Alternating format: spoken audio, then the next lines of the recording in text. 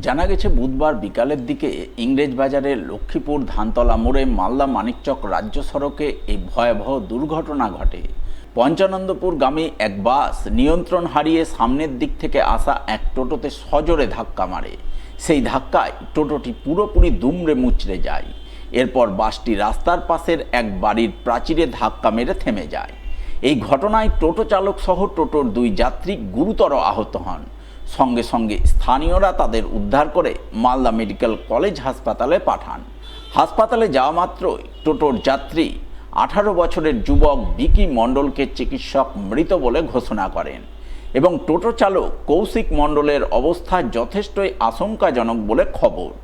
জানা গেছে দুর্ঘটনায় মৃত যুবক এবং আহত টোটো চালক দুজনে বন্ধু ছিলেন।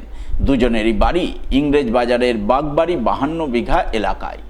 ঘটনায় বিকি মণ্ডলের মৃত্যুতে তার পরিবারবর্গ কান্নায় ভেঙে পড়েন। গভীর শোকের ছায়া নেমে আসে এলাকায়।